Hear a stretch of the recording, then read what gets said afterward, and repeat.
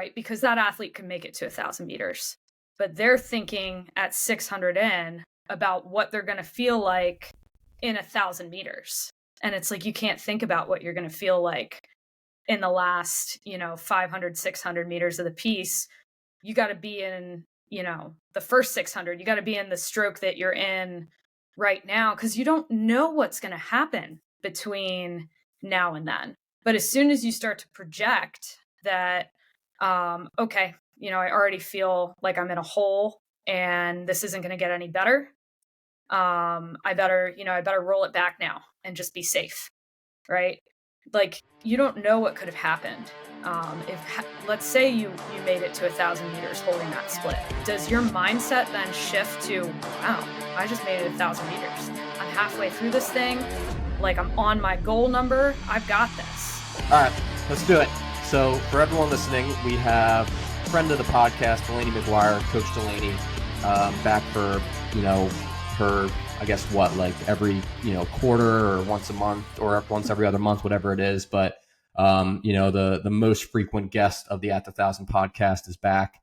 And for everyone listening today, we're going to dive into, we'll start with the fall. It's been a busy fall for, myself as well as Delaney with racing. And we'll start with just a little bit of, just how, Eastern Michigan and her experience over the course of the last few weeks with the racing season as that comes to a close. And then we're going to dive into some training, our favorite topic that, again, as we always say, we talk about these things regularly, and it's just fun to hit record and see where we take it. But I think a lot of what we want to talk about today is about entering winter training mode, right? The progression from the fall and entering winter training mode, and diving into 2,000 meter testing, erg testing in general, and in many ways, the mental side of maximizing endurance training, endurance tests. So we'll get to that here in a minute, but I think it's going to be a valuable podcast for high school rowers, college rowers, masters rowers, you name it, just for talking about training, our favorite topic. So Delaney, kick things off. It's late October, scary enough. The racing season's come and gone. I caught up with you in Boston at the head of the Charles, but just give some insight. Just how was the fall? Give it your own kind of self-analysis in terms of just the racing season, and then what you guys got cooking as you wrap up the semester. So take that wherever you want. Yeah, fall's been quick. I can't believe it's basically already over. We kind of backloaded our fall. So our September was quiet in terms of competition. We did most of our racing in October, which was actually nice. We got to spend some time just training and kind of like building up our skills in small boats, rode a lot of pairs, fours, on the varsity side. We've done a few scrimmages. So we scrimmaged with Michigan early in October. We took our varsity to head of the Charles. And then last weekend we were up at Wisconsin. So kind of a quick October, but it's been good. I think it's been nice to see progression each time that we've gone out and competed. Like watching the varsity take the things that they did well at Michigan, the things they didn't do well, and kind of improve upon them going into Boston. We had a pretty good result in Boston as compared to last year, which we were happy about. And then again, we took like another step forward coming out of Boston, up in Wisconsin this past weekend. We raced really, really well. So I think momentum wise, we like built momentum as we went, which I think is like every coach loves that. So it's been a good fall of learning. And we're kind of winding down. We have an inter squad scrimmage this weekend. And then we just kind of will slowly start to come off the water over the next couple of weeks. And, get into more of our winter training erg season. So can't believe it's already here, but here we are. And so you guys are going to slowly start to get off the water. Obviously that's probably, part due to racing season being over, focusing a little bit more on training, but also, I'm sure it's getting cold out there just like it is here in Philly. What's the balance of, training, the balance in breakdown for the training? Are you guys trying to get on the water a few times a week, but also the heavy focus is on keeping fitness alive on, indoors?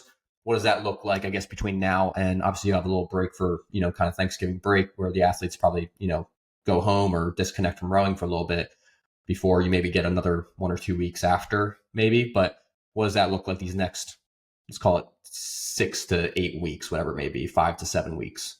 Yeah. So it becomes a lot more relaxed, in November. As you know, the NCAA puts restrictions on us. So we actually head into our 8 hour training period in November. So with that, we can get like up to 2 days a week on the water. So in the past, we actually haven't really utilized that. We've usually just fully transitioned indoors, but we've been talking about trying to keep a day or two of rowing in the schedule into November if the weather permits. Just because I think that we can benefit from continuing to develop some skills out there. I think we're training well enough on the water that we're still getting the training in, which is nice. We don't feel like we have to force the erg just yet. And then with us only being able to train 8 hours a week, it puts a lot of ownership on the athletes for, what level of training do they want to do during this period? Are they going to continue to train on Fridays and Saturdays when we don't have organized practice? Are they going to continue to get into the weight room? That kind of falls on them. Fortunately and unfortunately, right? Like you hope that you have the team that loves that and wants to go get their training in. And I think that we're finally in a spot where we do have a team that's going to train. But I think you also spend a lot of time thinking about it as a coach. Like, man, I hope everyone's training. But it gives us some time back, right? It allows the athletes to have a little bit more relaxed schedule as they head into final exams, papers, projects. End of the semester is always stressful.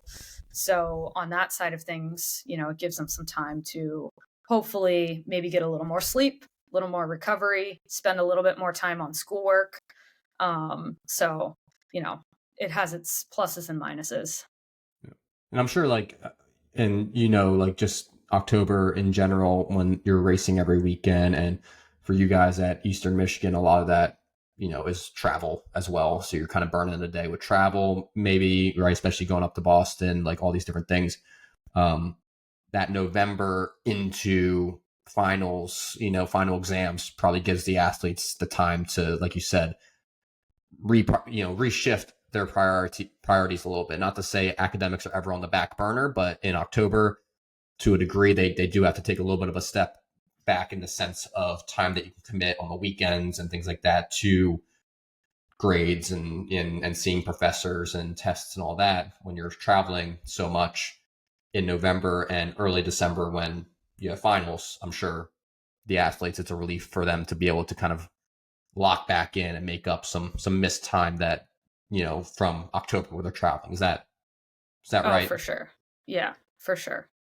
Yeah. So I think, I think that's one of the big things that I think is really valuable, where it's like, even though you're a D1 athlete, your seasons are segmented where it's like, hey, we're like in season, like this is the main focus, but then that shifts, that balance shifts once you're back to quote unquote off season, even though we're still practicing and training and, playing a long-term game. So with that, talk about, let's dive in a little bit to just, again, I think one of the things that we wanted to talk about today was just winter training, getting back on the erg. And again, that's going to be slowly sprinkled into Eastern Michigan's diet over these next few weeks, right? A little bit more erging as you go, especially as you get into next semester and all those things. But obviously athletes are probably starting to think about it now.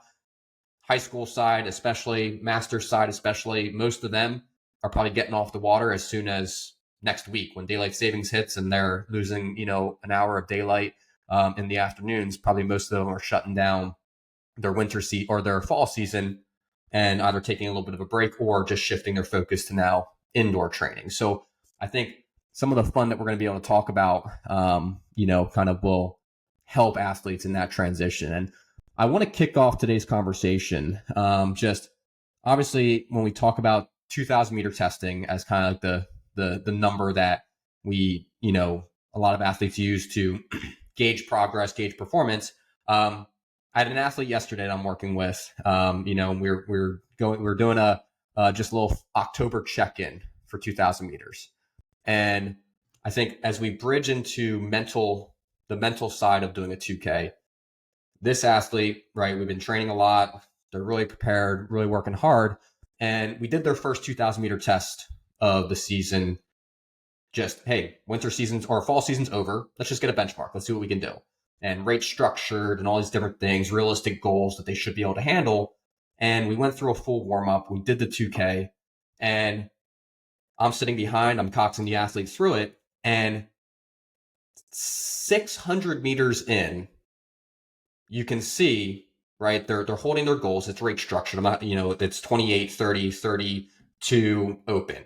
And the way I structured it was 800, 600, 400, 200, right? So, 800 meters, 600 meters, 400 meters, 200 meters, and with the rate shifts in between, just as a way for them to row downhill, collect momentum as they go, and hopefully finish the piece strong. Not because we're chasing a PR, but just because we want to get a complete piece that sets the benchmark so that once December, January, February rolls around, we can start to make some progress towards our goals. And went through the warm up. I'm coxing them through. I'm silent usually for the first 700 meters to 1K. If I'm coxing an athlete through, I want them to take ownership of it. They don't need to hear from me right from stroke one. But even before we get to the point where I want to provide input, I can start to see them starting to slip or begin slipping.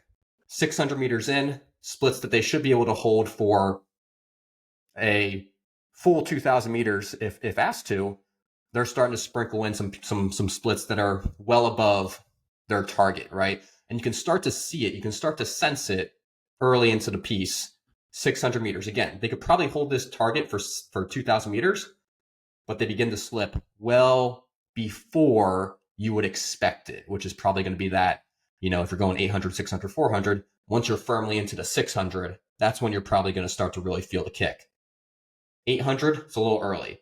And just bridging this conversation for both of us, I think we both experienced that feeling many times where whether it's 2,000 meter testing, 5K testing, 30-minute testing, running a half marathon or a full marathon, that feeling where the fatigue starts to hit,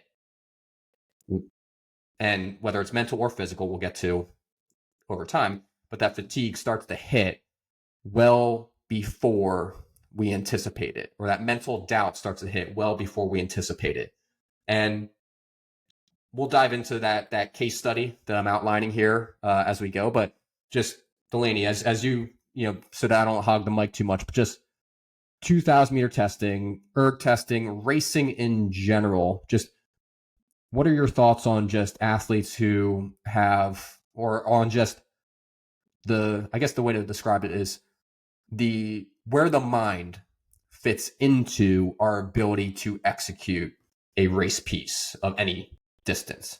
Take that wherever you want, but where does the mind fit into that equation of maximizing those performances? That's such a good question. And I think it's easy to neglect the mind because so much of what we do is physical training. You think about the erg, you think about the weight room, you think about cross training, you think about your technique in the boat.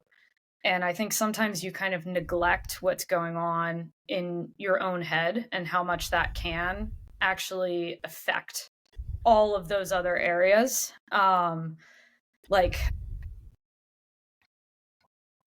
Especially as you get better, right? Especially as physically you start to reach those points where you're in a little bit of a training plateau, maybe where it's getting a little bit difficult to make that next jump up, right? It takes more time. It takes more practice. It takes more training.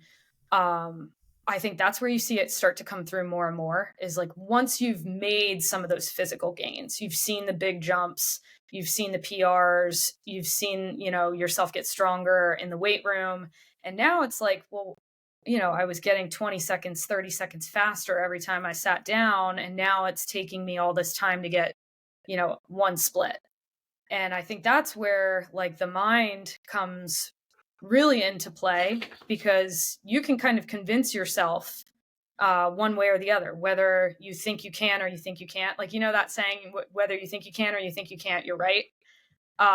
Because your mind truly can convince you that you can get faster or you can't. But I think, and the mind is so difficult because so many of us are not well trained enough in that stuff to actually be able to help athletes with it, right? Like there's so many things that go into like mental performance, to where like we're lucky as a collegiate athletic department, we have sports psychologists, and professionals who can help navigate some of that stuff. But a lot of coaches and athletes are out there trying to navigate it on their own. So I think it's helpful to start to talk about what are some things, like really simple things that, things that you and I have learned over time, over just like trial and error. Okay, I've figured out that, in this situation, if I do X or I think about X, I have a better outcome than, otherwise or whatever. I think those sorts of things are really important to like pass on to young athletes because, like you said, to start your scenario off, we've all been there. We've all been in that spot where it's like, whoa, this is way harder than I thought it was going to be. What do I do? Do I stop? Do I back off? How do I navigate through this adversity?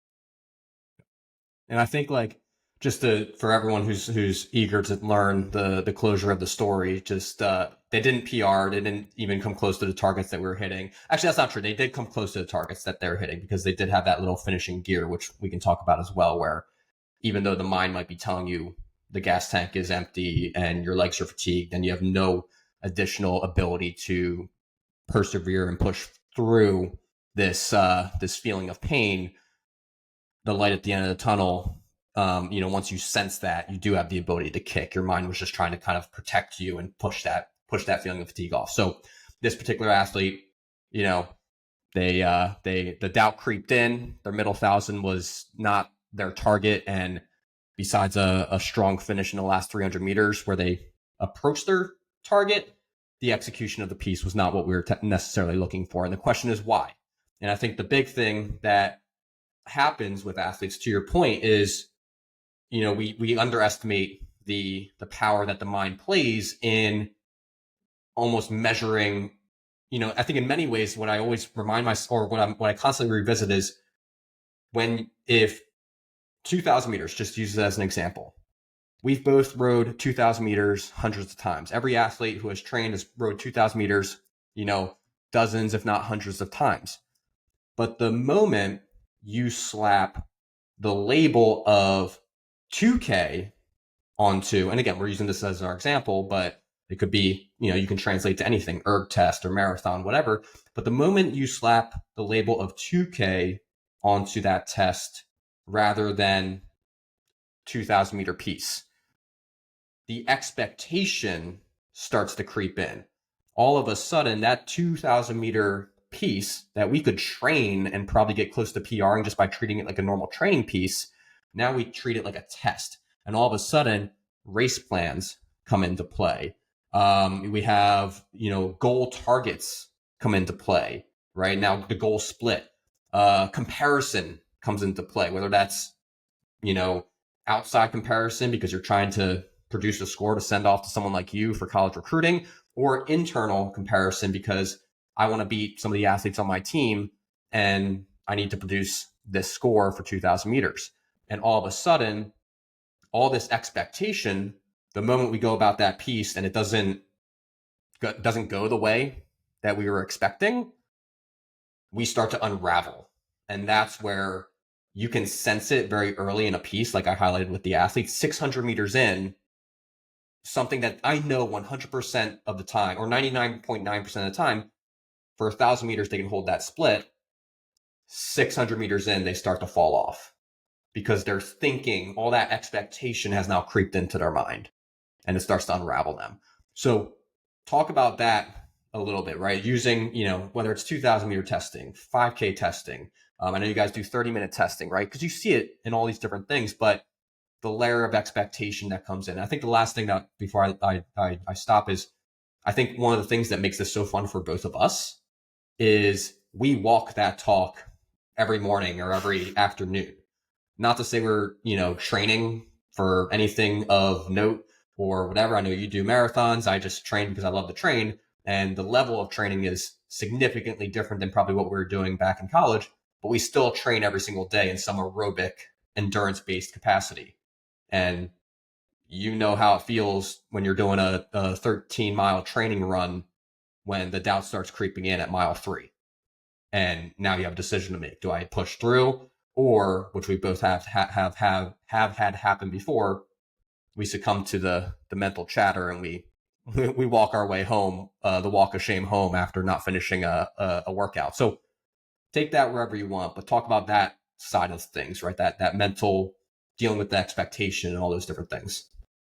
Yeah, I think you bring up a really interesting point with I know 99% of the time this athlete could hold this number for 1,000 meters. And so it's like, okay, why then do we back off so quickly? And I actually heard something a few weeks back. I heard it and I was like, oh my God, this is so good. It was, you never quit because of the present pain that you're experiencing. You quit because of the perceived pain that you're going to be in X number of minutes or miles or whatever it is down the road. And that's so true, right? Because that athlete can make it to 1,000 meters, but they're thinking at 600 in about what they're going to feel like in 1,000 meters. And it's like, you can't think about what you're going to feel like in the last, 500, 600 meters of the piece. You got to be in, the first 600. You got to be in the stroke that you're in right now, because you don't know what's going to happen between now and then. But as soon as you start to project that, okay, I already feel like I'm in a hole and this isn't going to get any better. I better roll it back now and just be safe. Right. Like, you don't know what could have happened. Let's say you made it to 1,000 meters holding that split. Does your mindset then shift to, wow, I just made it 1,000 meters. I'm halfway through this thing. Like, I'm on my goal number. I've got this. But you didn't even give yourself the shot to feel that way because you rolled it back quickly, early, right? And like, you see that all the time, I think, especially in young athletes and even at the collegiate level, athletes who back it off right there around that, like 700 meters in, back it off for about 700 meters. And then all of a sudden they're like 5 split seconds under their goal for their final 500. And, and they come back and they're like, man, like, I have a really good sprint. I just have a really good sprint. And you're like, yeah, but where was that 5 split seconds could have been sprinkled in through this middle portion of the piece? You were a little bit afraid to go there though, and I tell athletes this all the time. I talk about it often. It's one of my favorite, like, things to die on is, if you're in a race, right, put yourself out on the water. Because I think it's easy to get too sucked into yourself and your own world when you're on the erg and your erg piece. But all of this stuff, these habits translate into what happens in the boat out on the water to some degree. Whether you want to own that or not, it absolutely happens on the water. If you're someone who backs it off 600 in on the erg, you're doing it on the water, like, to some degree. Put yourself out there. If you are in a bow ball to bow ball battle, let's say it's the NCAA championship, final 500 meters, and you're in the race, you're going to find a sprint at 500 to go, right?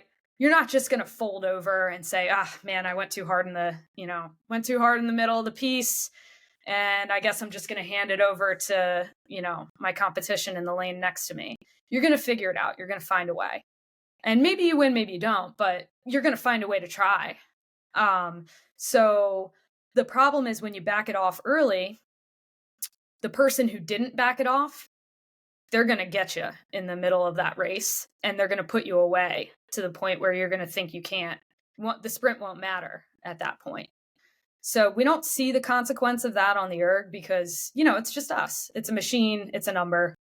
And at the end of the day, it doesn't really mean anything, right? Like, it's just a number. But when you put it out on the water, you have these different scenarios that happen. And we've tried to work really hard on this with our team, in terms of like, you have to be able to put yourself into a hole a little bit earlier and trust your fitness. So like, kind of like this athlete that you're talking about sounds like had more fitness, like you believe that they have more fitness than they probably believed that they had. And if you trust that the fitness is there, you're going to be able to hang on while you're in that hole. The thing that you need to hang on in the hole, though, is this. Like, you have to trust yourself and like be like, okay, this really sucks, but can I make it 10 more strokes? All right, I made it 10 more. Can I make it 10 more? Like, however, you got to break it up for yourself. But if you don't get in there deep enough, you're never going to find out. You know, I feel like I could go on with this forever. So tell me where else we want to go with this. Yeah, no, I think like number one, I think like you're absolutely right, and you know, it's how do you unlock that little piece in the mind that is kind of being dormant for the first, 1700, right? Like you're going to be able to unlock that little piece at the end of the last 300 to help finish the piece, right? It's kind of like I said, like when you see the light at the end of the tunnel, you usually find that sprint and then you say you're just a good sprinter, right? But in reality, you were kind of shielding yourself from the, staying in the fight for the first 1700 meters, or really not the first 1700, but really probably 1,000 meters or 1250 after, the opening 500 or whatever it may be. You were pushing away, right? You're letting the doubt and, the fear prevent you from staying locked in, staying in the fight, staying composed while also going fast, and then still having that little bout of extra motivation to close it out in the last 250, in the last 300. That's how you really will score that, that 2K, that breakout 2K that you've never expected, that breakout race performance. You're towing that line so fine in the 1,000 because you've been there, you've exposed yourself to it. In that middle 1,000, you've been there, you've exposed yourself to it, rather than going up in pace, right? Let's just use 2 minute splits to be easy. Rather than going up to 202, 203 to safeguard yourself, can you stay at that 2 minutes, that 201, and still that sprint is going to be there 9 times out of 10. There's going to be that one or two times where it doesn't happen, where you don't have it, you just don't have that kick. And usually that's because of something in that first 1700. But most of the time, you're going to be able to hold steady in that first 1700, toe the line, toe that red line, and still drop it and take it home. That's how you achieve that breakthrough. And that's where it's very, that's why we structured it as 800, 600, 400, 200. I wanted the athlete to build that momentum as they went, toe that line in a way that's structured and pieces within the piece. And then still in that last 200 meters, attack mode, open it up, change the length and take it home, right? Like you want to set them up for that, to have the ability to have the sprint without sandbagging in the opening 1500, which I think is a big thing. I think one of the things for this athlete, and this will kind of break into, a little bit about probably things that we can use to help minimize this from, mitigate the risk of, doubt creeping in too early in the moment. But this athlete, in anticipation for the 2K that we did yesterday, we did 8x500 meters last week, right? So last week we did 8x500. We did a prep workout. And again, just to use 2 minute splits as an easy number. Okay, well, if an athlete goes 158 for 8x500, I'm pretty confident that they can go, 2 minutes for 2K, right? It's usually like a 2 split. It's conservative, right? Like a two split difference. The athletes can generally knock out an 8x500. They can crush that kind of workout because you have those built-in periods where you can recollect. And even though it's twice the amount of work, the time that you're on is a quarter, right? You're talking about 500 meters rather than 2K. So you can just grind out that 500 meters, rest for 2 minutes, and then go again. Rest for 2 minutes, go again. And generally, athletes are way better at performing on that work because in many ways, it's less time, in the suck, right? Where you're really having to Yep. deal with that fatigue and learn how to handle it over a course of distance. So Yep. that's one thing that, prep work, right? And maybe 8x500 meters wasn't the right workout for that athlete, right? 8x500 might have been good 2 weeks ago, but the week of or the week before, maybe it would have been better for us to do like, 1K pieces where it's a little bit longer, because their issue might not be the fitness. It might actually be, I got to learn how to tough it out in, the second half of a 1,000 meter piece, right? Or maybe we're doing, 1250, for one piece, and then, 750 after, right? Whatever way you want to break up prep work, it's not just, hey, 8x500 meters means, this is the number that you should go for the 2K. Your quote unquote weakness might be not the fitness, but the ability to tolerate the endured fatigue, right? Over the course of the 2,000 meters. So I can ramble there. That's a fun one that I'm kind of going on the fly with, but just talk about the importance or things that athletes can do, whether it's actionable things like prep work or, other areas like, that help with performance, things that athletes can do to help manage or minimize the risk of, washing out 600 meters into a 2,000 meter piece, or 3 miles into a half marathon. Like what are things that actionable things that athletes can do? Yeah. Well, I think that the prep workout, like an 8x500 or whatever you choose to do, whether it's 1Ks, 500s, 250s, when you get the prep workout, you have to, in order to be able to manage that kind of like, I would call it an oh shit moment, right? In that middle 1,000 of the 2K, you have to have been there before. And the only way to do that is to probably overtax yourself a little bit on a workout like an 8x500, right? Or 6x500, whatever it is. Now, like if you're really close to your test piece, you might not try to overdo it too much. But I mean, we do prep workout all the time, right? You don't always have a 2K next week. So, like, you have to kind of overdo it. Like, you have to find where your limit is. And most people, I think, never touch it. They play it safe. They play it to well, I feel really tired. I'm working really hard. And they are, right? Like, you're still working hard if you're working at 2K pace or maybe a little slower than 2K pace. You're still going to feel like you're working hard. That's not the issue. The issue is, are you putting yourself into like that state of fatigue and almost like panic in some ways, right? Like I've been there. I'm sure you've been there where like you rip a piece and you're like, how am I going to do that again? Like truly, like, I don't know if I can. And you spend the first 100 meters of the next one, like trying to figure out how you're going to pull it out again. You have to get that deep into it. And it probably has to be faster than, like you said, faster than your 2K goal, for pieces that short. And you have to be willing to fail. You have to be willing to get, 6 pieces into an 8x500 and maybe not be able to complete the workout at the pace that you started at. But if you don't figure out where that limit is in your day-to-day training, the place to find out is definitely not on test day. You're not going to be willing to go there on test day.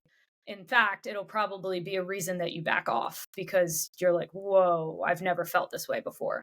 But if you can get yourself into a hole on a workout like 8x500, and then you get to practice how do you get out of the hole.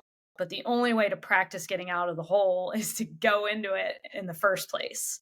And I think that's where most athletes miss, is that they don't go deep enough into the hole early enough into a workout to ever find out how to get out.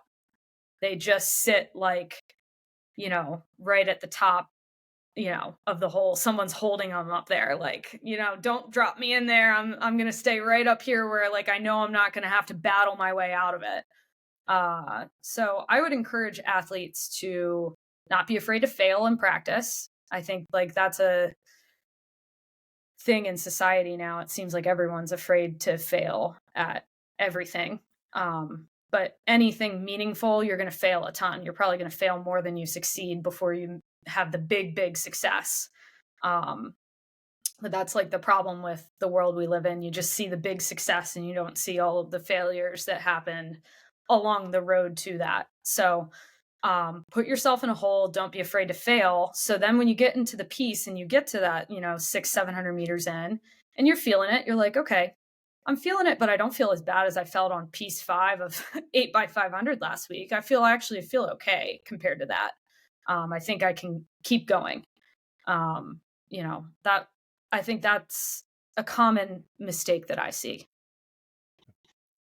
I guess bridging off of that is, I would love your thoughts on performance anxiety.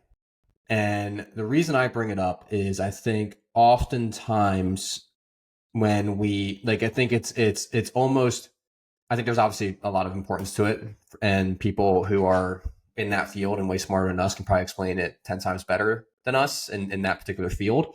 But I think in many ways it's a very overused, kind of a crutch to lean on, in the sense that, and I hear it a lot with parents, especially talking about 2K and stuff like that for their kids, and their kids have to do 2K, and they're blaming, like, oh, I'm just so anxious every time I do it. And I think there's real credibility to that. That I think that kids do get very, like we talked about, they stack all this expectation onto themselves prior to the test. I've used the analogy of they're literally putting weights on their back and trying to climb up the same hill that they would otherwise climb in normal practice with ease, right? They're putting all this extra weight, on their shoulders and expecting to be able to travel the same distance in the same way.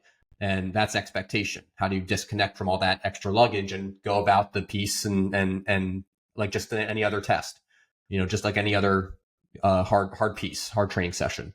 But with performance anxiety, as again, I'm trying to think of a better word for it than like that one sounds almost too, it's like choking, right? Or the yips or whatever, right? Like every time I do a 2K, I can't perform, right? I can't do well. And I think in many ways why I say it's kind of a crutch to lean on is because oftentimes it has to do with lack of preparation, lack of exposure, like you were talking about. Lack of preparation meaning like, oh, like you haven't put yourself, you haven't done the work at those rates. You haven't done the work at those splits. You haven't put yourself into those situations and learned how to handle it, right? That's more exposure, right? Preparation is the work probably that you do prior leading up to it, and how you take care of yourself prior leading up to it. Exposure is putting yourself in the suck early and learning how to handle it. And you can do that whether it's through 500 meters, 8x500 or 1Ks, or even you could do it, doing, 6K testing or 30-minute testing, right? Like I'm going to put myself into this level of exposure, and where literally doubt starts to creep in, and I have to learn how to handle that. I have to learn how to manage that.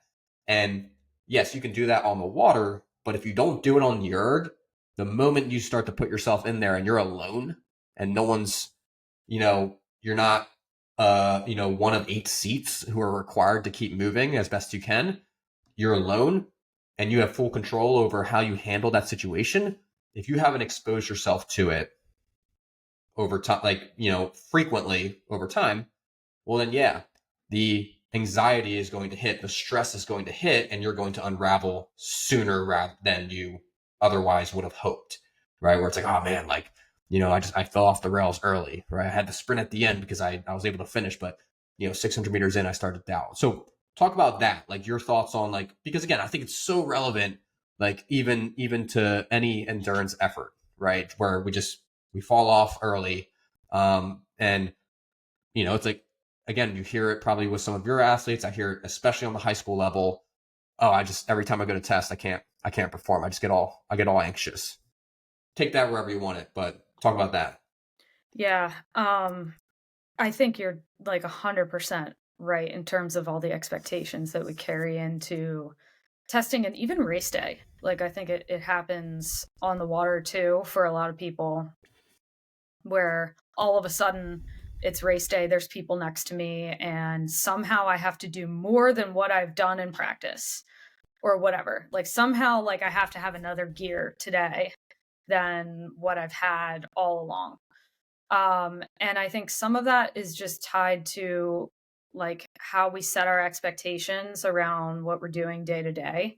Um, we've talked to our team a lot about treating race day like it's practice, right? Treating a test piece like it's any other piece, which I think is important. But I think there's also like the flip to that is treating every day like race day, treating it every day like it's a test day.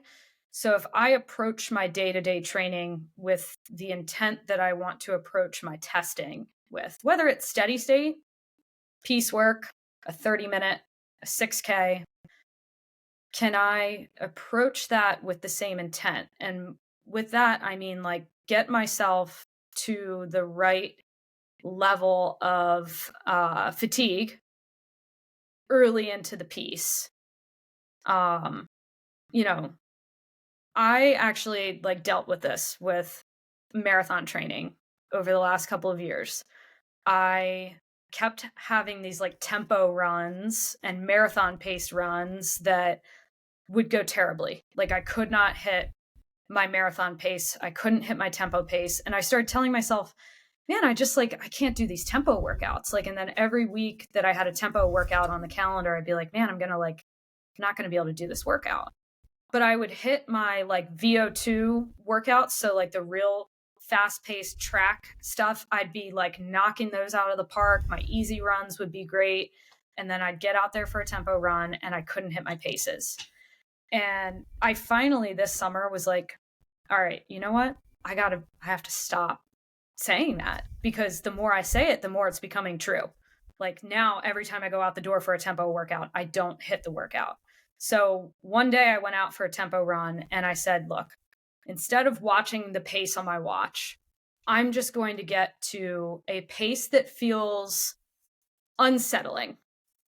And I'm just going to see how long I can run that pace for. If I make it through the repetitions that I'm supposed to do, great. If I don't, I don't. And instead of watching the pace on my watch the whole time, I just ran. And I hit my first repetition. So I was doing, I think it was like 2-mile repeats. So it was like 2 miles on, half of a mile off, whatever. I hit my first one and I'm way under pace. Then on the second rep, I'm even further under pace because now I'm warmed up. I'm really moving well. And I'm like, where has this been? And I think part of it was really just in my head. Like I was really just making it out in my head to be like, well, I'm just not good at this. But I think the other part of it was running off of how I was feeling. Like, okay, instead of watching what's going on my monitor or on my watch, can I dial into like, how uncomfortable am I actually? Like, can I actually keep going? Yes, I can. So I think that's another piece that sometimes we forget about, actually how we feel. Like we're just watching the number and we're like, oh my God, the number's slipping. I must be doing something wrong. I'm getting tired. And if you can take a second there when you start to have that moment and be like, wait a second, how do I actually feel? Like, do I feel okay? Or like, am I actually feeling fatigued? That sometimes can make all the difference. Like, pay attention to what you feel like day to day, because that's what's really going to happen in the test piece. It's going to be a feeling thing. It's going to be, oh, I feel tired. I feel my legs feel heavy, whatever. But if you really pay attention to how you feel in your workouts, and I took this into my race this fall, like all you have to do is run the way you felt on those marathon paced workouts. You just have to find that feeling and just replicate it every mile. I didn't look at my watch once in my race in September. And you can look at the breakdown on my Strava.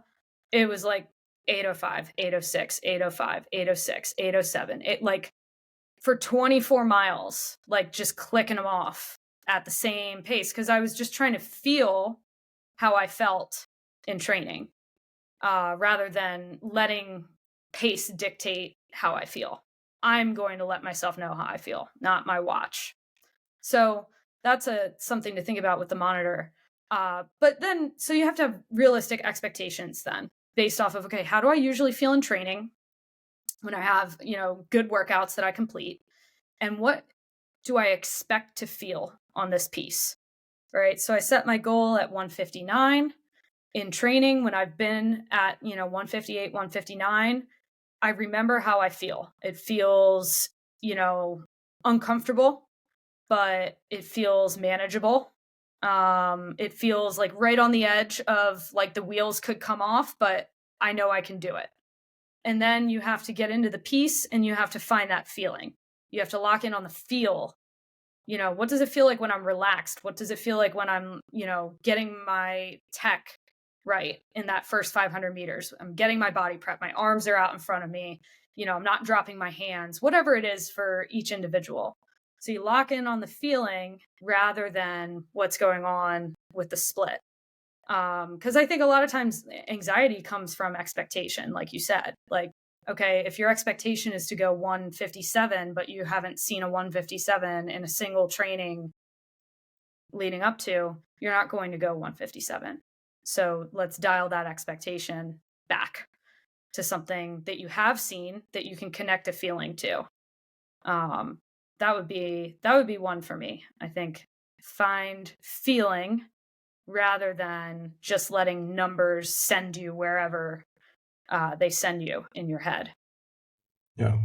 Using I love that, and I love like I some of my best when I was running a lot more marathons and stuff like that was some of my best runs was where I listened to the watch beep for every mile, but I never looked at it, right? Yeah. And it's like I use that as my counter, right? If I'm doing a 10-mile run, and I just ran and I wanted to base it off of feeling and what I feel like I can sustain for 10 miles, and I didn't stare at the watch. I just base it off of how I feel. But I listened for the 10 beeps, right, for every mile. Some of my best runs were from that.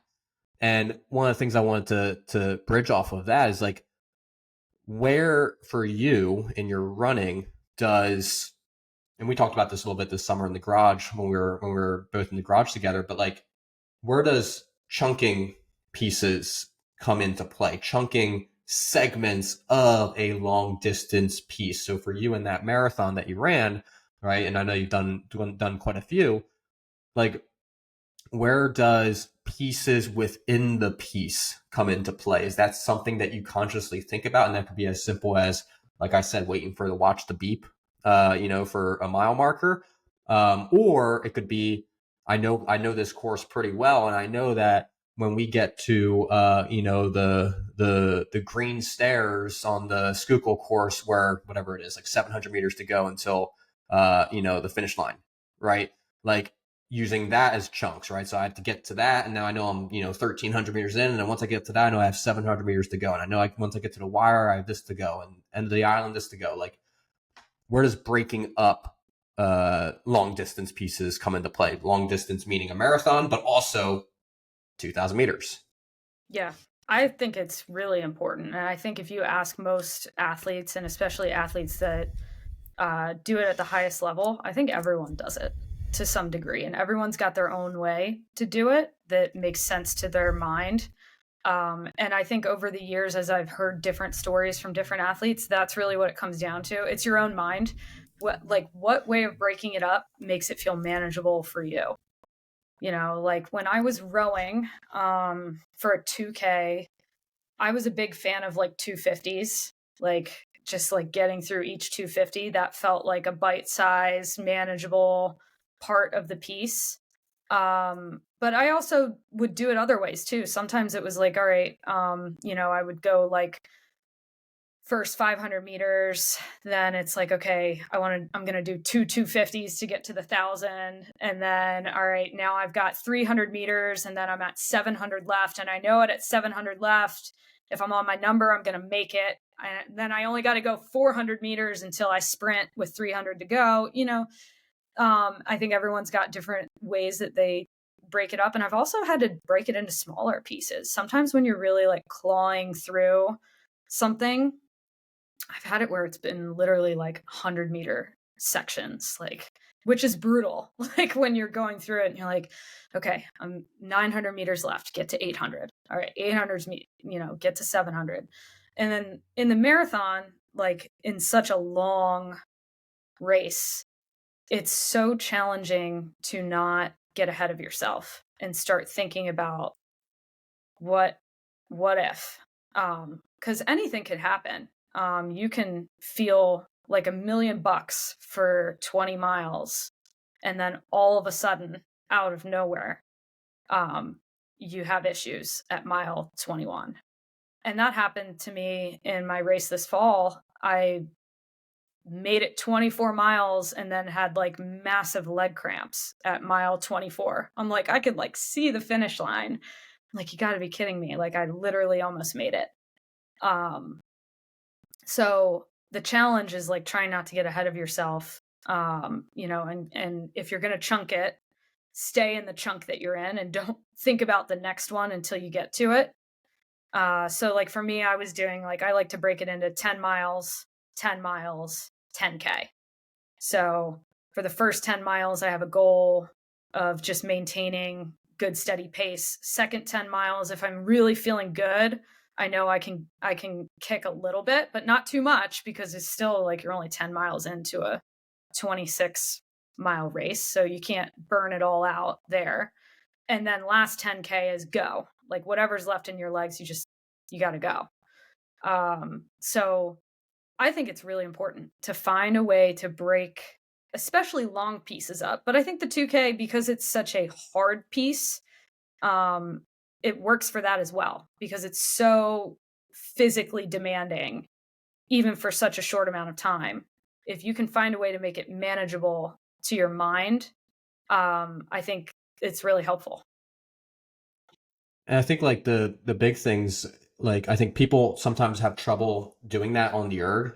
Like it's tough to kind of think about getting through the first 750 of a 2K on the erg and trying to block out the fact that you have another 1250 to go after that, where it's actually going to start to hurt, right? Like it's very challenging for people to do that, right? And whether it's 5K testing, right? 2K, 1K is a good way to chunk it up. That's why for the 2K we did 800, 600, 400, 200. But it's very challenging for those athletes to actually block out the fact that they have 3/4 of the piece to go, half the piece to go, when they see it right there flash in front of them. And that's where like, hey, like what you learn from marathon running, right? Like for marathon running, how do you break it up, right? Like for me, I think back in the day, it was like every 6 miles, right? Because 6 miles to me was give or take 40 minutes, right? So it was very, I was able to kind of manage how I was running. And okay, well, 6 miles, check. Next 6 miles takes me to 12, check. I do that 4 times and that's 24 miles,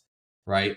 And when I was running a lot, right, and trying to go at those, paces that I was trying to go at, I knew that, hey, first quarter down, second quarter down, third quarter down, and like fourth quarter, yeah, it's going to be a little bit longer. I got another 2 miles stacked on there, but how do I kind of stay in that moment and just think about that next 6 mile segment, right?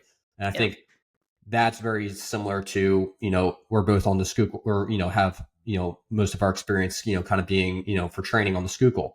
And okay, well, I got through Strawberry Mansion Bridge, and then now I'm at Columbia. Now I'm going to the Rare or Gerard, and now I'm at I have however many 100 meters to go before I'm done. Like you can chunk up the head races for those that did the head of the Schuylkill this past weekend. You can chunk it up bridge to bridge. How do you translate that to the erg? How do you kind of be able to stay in the moment? Be like, hey, like all my sights are focused on the first 500 meters. Once I get to the first 500, I'm going to shift the rate and I'm going to attack the next 500. Okay, now third 500. Now I have to expect the expected. I know that it's going to hurt, and now I'm aware of it. How do I handle that, right? And if I get through this, right, maybe my chunks are for the first 1,000 meters for every 500.